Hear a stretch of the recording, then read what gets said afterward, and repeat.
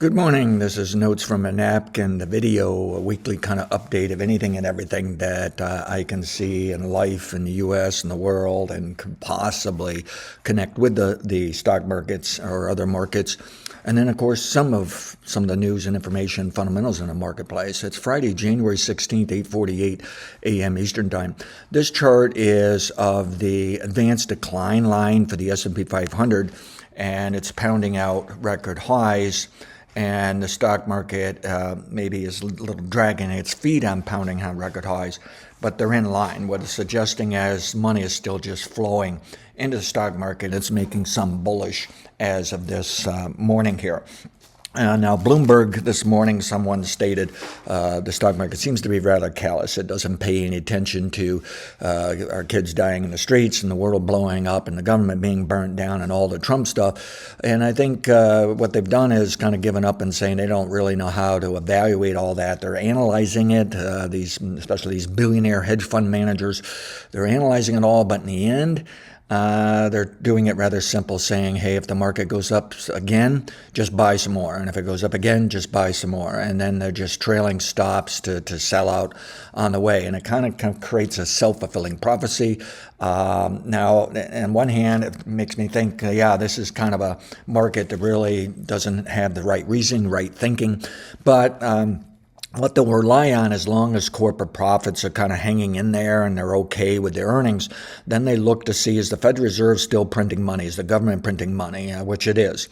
And then they're going to look at, and the earnings are okay right now, and the profits are okay, even though they might be a little shaky in the future.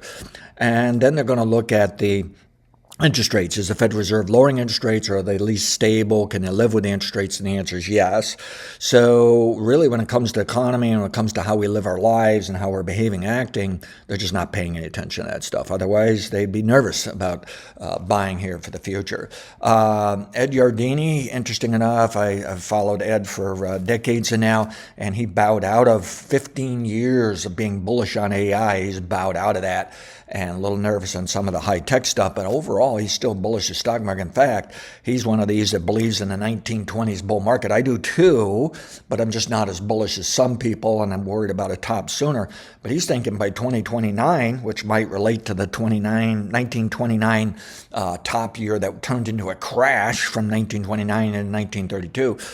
He's saying the S&P 500 could go as much as 11,000. So that seems too high to me right now, but it sounds interesting. We'll go along with it for the moment. And then this is some of the economic justice, okay, some of the discussion here. We're really seeing this anti-Trump movement building, the real patriots, okay, building up here, building some momentum there, but it's still a long ways to go yet, all right? Here's some comments. Again, we've seen this over in Denmark, what they're paying their people. And even though they run high taxes and have very high federal debt, okay, the debt isn't real debt, or it never has to be paid back. It's a different kind of debt. And so it doesn't harm them that they've had such tremendous debt. And they're making sure they're taking care of business, but they're also taking care of the people. And in the U.S., we only take care of business, and everybody else is whatever happens, okay? Over in Asia, same story. They're taking care of business and taking care of people. And Asia's beating us, specifically China. I mean, they're just stomping us right in the ground. One statistic after another is just coming in of how many things they can invent per hour, okay? And the things they're building and creating in their country. Meanwhile, over in Europe, maybe not so fast of an economy, but although things are waking up and their stock markets are much better now. The four major countries over there that are the happiest, you can just see they're spending, they print the money and they spend it, but they make sure they spend a lot of it on themselves, not just business. And so it's something we have to consider here in the future. Now, this is U.S. workers get smallest slice of economic pie in record. So companies are spending more and more to make their workers more and more productive. The workers are working hard, they're working smart, they're producing that, but they're not getting their fair share compared to prior generations. And it's getting worse and worse all the time, all right? And that does relate to the consumer sentiment that has gone downhill since 2000. It's practically it is near the lowest ever. here under Trump, but you can just see it deteriorated from 2000 all the way now. So it really didn't matter who was in the White House, didn't matter what we did. People just were really pessimistic. It did improve under Obama's second term, and improved a little bit under Biden, but they were just fluctuations up within a larger down move. And what it is people woke up from 2009 that all this Republican neoliberalism and the globalization and the greater Wall Street, Banker Street type stuff, more business, more money, it's really just not working for them, okay? And I think that is, I forget what that is, all right? And let's see what else we have. Oh, I can see this is some of the personal stuff here and some charting. So we'll stop there. We have this one on the producer price index that also came out just a day or two after the CPI inflation report this week that showed things were, might have been last week, I forget. Really, the inflation wasn't doing much of anything compared to the prior month. It's still elevated for what the Federal Reserve would like.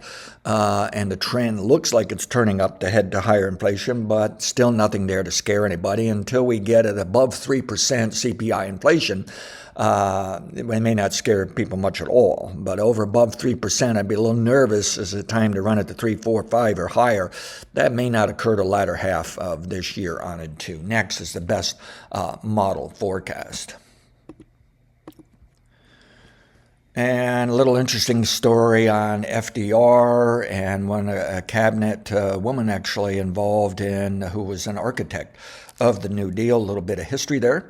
And then this is USD retail sales did bounce in November. And that's a pretty nice bounce after 2 months of not really good. In fact, that's about the highest going back to July.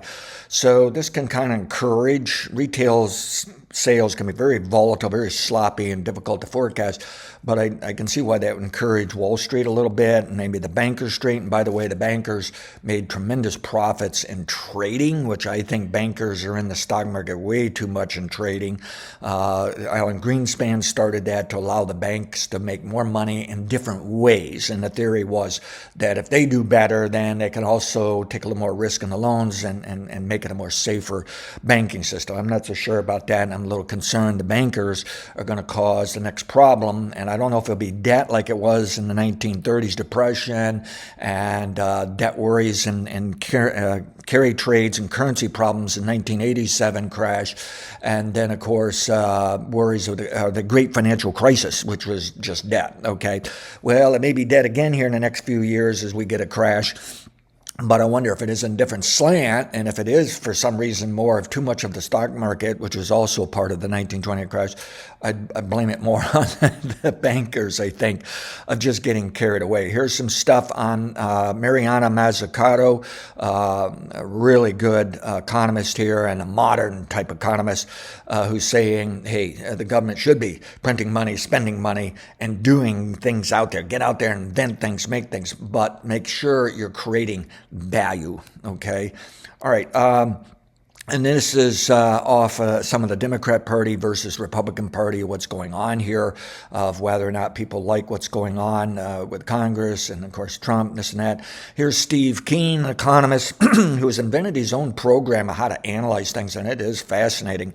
He's doing a lot of free stuff on YouTube. He has some courses, books. I've read some of his books. And we really want to keep an eye on him because he did a pretty good job forecasting the crash in 2008, 2009, and he's saying things are getting extreme enough for a crash again. He is an MMTer, meaning the government prints money, but it's not real debt. We show it as debt, but it's a different kind of debt, and we get too nervous over that federal debt. The $38 trillion that they keep putting out there in the news and scaring us, that's meaningless. With it, you have to see the full balance sheet, which they never seem to show us. The full balance sheet is there's $38 trillion in printed money or debt, but there's also $38 trillion of asset that's money. So it's still just money, okay? So it's different. It's not like you and I borrowing at the bank. We have to pay that off, okay? And some of our bankers actually have real debt, which sometimes should make us a little nervous. And then the private debt could be getting really dangerous. So you can see we are building for that next once a decade sell signal and recession. You can see the day of reckoning is coming here as people are falling behind on their credit cards, their auto loans. Things are too expensive. The affordability is is crashing here, and this is why Trump is doing some of these things here in the past few days. Some of this news, that some of it upset the stock market because Trump did come out saying he wants the rich to get out of investing in homes, that it's making homes more expensive, okay? And then he come out and said he wants to cap interest rates on credit cards at 10%. And boy, the bankers, they just really pounded Trump on this. But what this is doing now is waking up Wall Street, Banker Street, corporate America that, hey, we kissed the ring, we helped out Trump, and now he's going to start telling us how to run our businesses. Yeah, well, we kind of knew that all along. I don't know why they're so shocked about that, all right? And he is definitely trying to do something different. He's trying to do the things Democrats should have done through the government. He's trying to do it. It's still through the government, but he's trying to make it so it's not really. He's just flat out just trying to tell these businesses, this is what you're going to do and when you're going to do it. Okay? All right. Here's an interesting person we want to watch on the religious side. He's really got his head on straight, and he may win an election down in Texas there. We want to keep an eye on him, and this is more of his comments here. And this is this counter-revolution that's building. Okay? I thought when the Trump 1.0 back in 2016 and on, I thought that was going to trigger the counter-revolution, and it started to, and then it just faded away. What I'm getting at is there's always a counter-revolution, okay, that's been against, really, the Republicans from 1980 all the way to now. But it was never run very well by the Democrats. The Democrats were basically just another Republican. They had just let it all slide by. They should have been able to fix health care and all these other things. They just talked about it. Obama made the best effort with his Obamacare, Affordable Care Act, okay, and that was significant, okay? But really, they didn't do much else, okay? And Clinton, a Democrat, was actually more of a Republican on the economy, financial side, capitalism, and all that.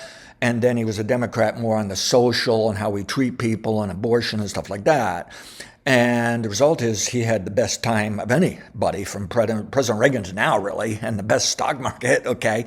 And American people, consumer sentiment shows they were happy in the 1980s, 1990s. They were getting happier and happier and happier. But I think from 2000 to now, you can see they've turned unhappy and are getting unhappier, okay? It's getting worse all the time, even though we had Democrat presidents along the way, and we fixed some things and did some good. It just wasn't enough. And what's happening is that neoliberalism that should be destroyed now, and Trump's actually trying to destroy it, but the Democrats better wake up and help destroy it and make it their own, because Trump's method of whatever it is, which they're not telling us what is the future, what are they trying to do after destroying this? I don't think they really have a plan, frankly, but it's not going to be a good one, okay? Not good enough. Maybe that's the way to put it, all right? So they better get serious about this. And you can just see the Republicans and Democrats, even though they put on a big show of fighting all the time, in the end, they kind of did about the same thing. And I think that reflects you and I as American people, that, yeah, we're fighting and arguing all the time, but we had a general consensus that even some of the liberals were willing to go with a conservative mindset in terms of jobs and business and money. And so we really were kind of on the same page. But it's burning out. I mean, Steve Keen has shown that the economy from like 1930, 40, 50s all the way into about 1980 ran about 4.2% economic growth, GDP per year. That has crashed to like 2% or something like that from 1980s to now. And back in the 2000s, I wrote on this, and I should have kept writing on it. I discovered the same thing. I just said, gee whiz, we're printing more money than ever, got a bigger economy than ever, and business and the rich are getting that. But I just said, the economy really isn't doing that well from 1980 to now. And it really was more the middle class and poor basically being cheated at this point, all right? Capitalism is burning out. The system from 1980s to now is burning out, and you can maybe even argue from back 1930s or even the entire history of the country's burning out. And there's some very interesting historical society type cycles that do relate to the stock market. When from 1780 to 1790, it's striking as a bottom, a turning point right now when we're in a death winter phase. We're dying as a country, okay? And we will be reborn, all right? But it's that bad, that length of a time. And we can break that into a subcomponents when it comes from about 1930s, 1940s, the Depression, World War II, that here again, it's also crashing and burning. Now, the good news is there's still larger patterns going out to 1,000 years for the whole world that actually bottomed by World War I to World War II, including the Spanish pandemic, like our COVID we recently saw. So we can see cyclical behavior here. And then the great financial crisis again, which I think that was our 1929 crash, but I can't rule out something as severe. I think it'll be less severe, but maybe as severe in the economy. Could still occur in the next few years even, okay?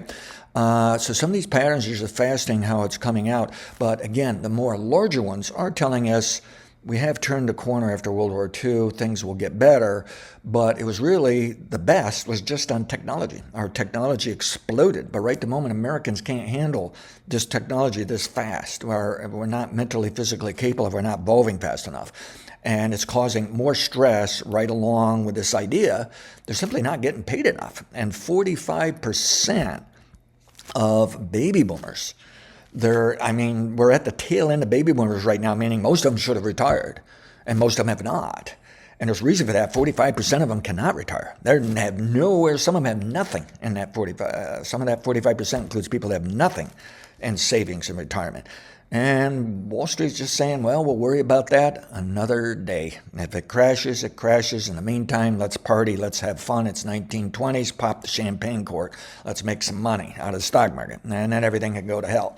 All right, here's the customs on this tariffs, how much money has been raked in under this Trump tariffs. Big change there.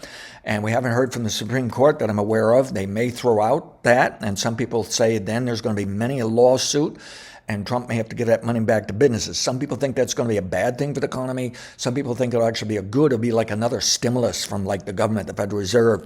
All right, I'm favoring that it can actually help the economy to get that money back. But it could be a long time before they get it back, and they may have to have lawsuits. Trump may not do it, and then I think all we'll say is, well, it's kind of neutral. We've already kind of dialed it in. In addition, if they do throw it out, they've already warned they have other laws they can use to just start other types of tariffs anyways and continue on. So I think this will be neutral to positive. I kind of doubt this kind of change is going to create something negative at this time for the economy. It may create a short-term problem for the stock market as we get a little scared. But here's Steve Keen again talking of some about the fighting amongst economists here. 90-some% of the economists are against the MMT, and some of them are now waking up. They've had it wrong for many decades. And some of them are outright vicious mean, but we do have an MMT money system. That's all there is to it. We don't use it the correct way because we simply won't acknowledge it and work with it and deal with it. The Republicans use the MMT system to just pump more money to the rich than middle class and poor. The Democrats, quite a while ago, used to use it to print more money and pump it to the middle class and poor, and less so to the rich. Over time, though, they just fell in line with Republicans, and really, in the end, the money just went to the rich, okay, and big business. All right, here's big banks, and this is how much money they made last year just wheeling and dealing and trading, and I think this is kind of excessive. I don't trust these banks. They could destroy something someday, and it's sad they're making money out of all that printed money, and it's not coming to you and I. It's not coming to the middle class and poor. But they are making money, okay? So it's good for them and good for a portion of the economy, I guess. All right, human influence on global temperature. That really should be for my commodities people and climate change. But it is interesting when you're running hot temperatures around the world, global weather change, climate change, people don't think very well. They don't behave very well. And this has been proven looking back thousands of years. And Raymond Wheeler warned of this from 1930s all the way into the 60s, maybe 80s. I forget when he died. But many of his forecasts are still correct. He's running like 65, 85% correct. He's been dead for decades, okay? And he was based on climate, and he was saying it could impact the stock market. It impacts our art, how we read, write, think, do business, what kind of people we are. And normally, with the hot temps, we're just not a good people. Well, hello. We're not a good people, not just us, but around the world. All right, COVID deaths, people want to continue to argue, and we're trying to wipe out all the vaccinations, and it's just nonsense. This is actually put together by doctors, and you can just see the COVID made a big difference here, or the COVID vaccines, okay? This is some of Steve Keen's work, all right? And this is where he's showing back here that the economy grew 4.1%, And we had labor unions, we had this and that, okay, we had higher inflation, yet things worked well. Then we get into President Reagan. It really started about mid-1970s. We get into President Reagan today. And it just looks like to me, yeah, we're gonna end this somehow. Throughout 1980s to date, I always felt really the Republicans, all they're doing is destroying whatever we did throughout the rest of the history of the country if it helped people. Okay, so now I feel like the mentality is we need to destroy what we did from 1980s to now. That's the simplest way of doing it. It may not necessarily be the smartest or fairest, okay, but what else are we going to do? But we are coming to a turning point, folks. We need to really consider that the next 20 years, we've got to not only do away with the Trump stuff and turn away from that, but we don't want to go back the way it was. So we got to find something new. And I think it's going to be the millennials are going to do the better leadership, but really on the timeline and scheduling of this, it's the Gen Xers. And the Gen Xers concern me. They're a little bit too much of these people pull yourself up by the bootstrap. They're said to be pragmatists. I say they're also stubborn, okay? But some of them are waking up. Okay, I have friends, I've even been on someone's podcast who they are an Xer, and they're saying, in my younger days, I felt like, hey, I don't need anybody. We don't need the government. He says, now I'm saying, where am I going for retirement? Where am I going for the future? And then he's more worried about his children. He said, I really don't see a future for them. And so hopefully the Xers are going to get on board. This is a big change. One good thing of Trump is, yes, burning this stuff down made us rethink and reorganized. And if these generational characteristics work yet again, what's going to happen in the next 20 years, we will come back together as a community, family, whatever, as a country. And we are going to rebuild government yet again because a big country deserves a big government, okay? And yet it's going to be different, and it's going to be more about helping the people and a little less on business and the rich. But it doesn't have to be outright anti-business and rich. But if the business and rich really want to fight us, then it has to be anti first. Then you can back it off and settle it down and make something a little better. All right, these are just still comments from Steve King on YouTube of a video he put up here. And very interesting, he mentioned Isabel Weber, who put out a very interesting chart that I put in the notes from a Napkin monthly newsletter, that chart shows 50% of all the profits made from oil went to 1% of the people, and the bottom 50% of the people made only 1% of those profits. Okay, what a screwed up system here. And then King also mentions a lot about Roosevelt, FDR. We need not necessarily the same thing, but something along those lines. By the way, some of the discussion in these MMTers is that some of them say, really, when the Federal Reserve prints money, it doesn't go into the bankers' hands and then into Wall Street. It does go into loans and banking business. I don't really buy into that. Somehow it's sneaking through and going in to just bet on stocks, bet on commodities, bet on this and that. Now, they have a right to bet on currencies. That is part of their business. And then they're betting on metals. But really all they should be doing is betting on is bonds, interest rate stuff, and making loans, and then betting on currencies, okay? But as far as just betting, investing, I don't even think they should be in the stock market, but it does help some liquidity, some stability, some market making.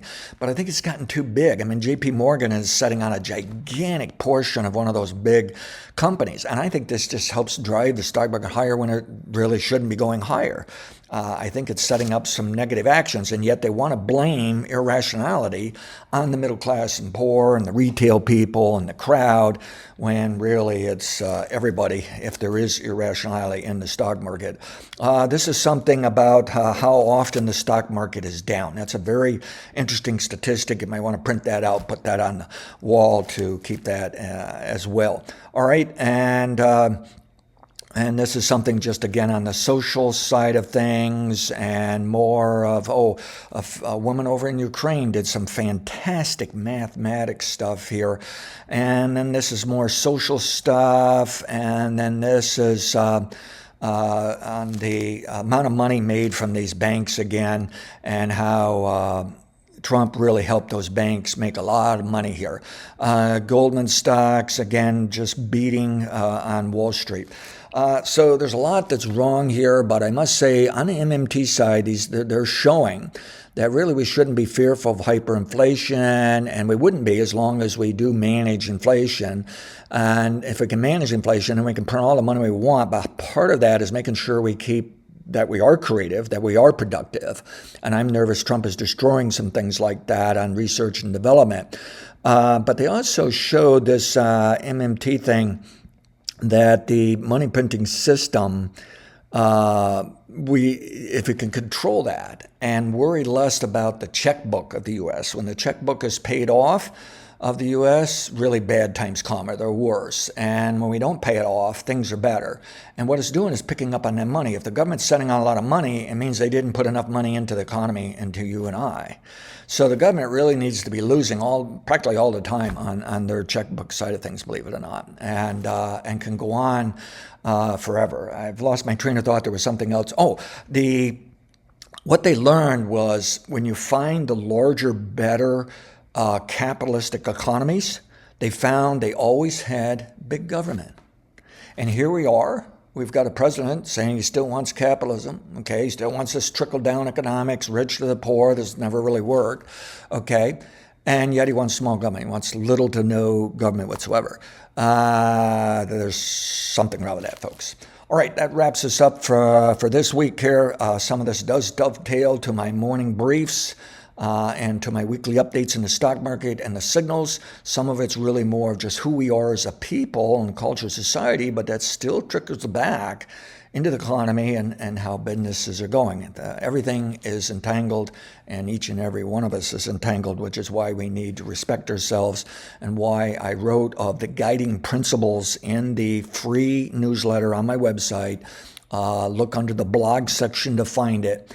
The notes from a napkin, where I mentioned we need things like integrity and creating value and respect and empathy and so forth. And right at the moment, it's like those things are all dirty words. But we have younger generations coming up. They're going to change that. And we have some young people coming in there like that Talarico on the religious side, okay, that is showing some of these problems we have. We'll work through this one way or the other, and things will get better. And they better be. If we screw this up in the next 20 years, I think we're screwed up for the rest of this century, okay? And yes, the rest of the world's just going to move right on past us, beyond us. Thank you.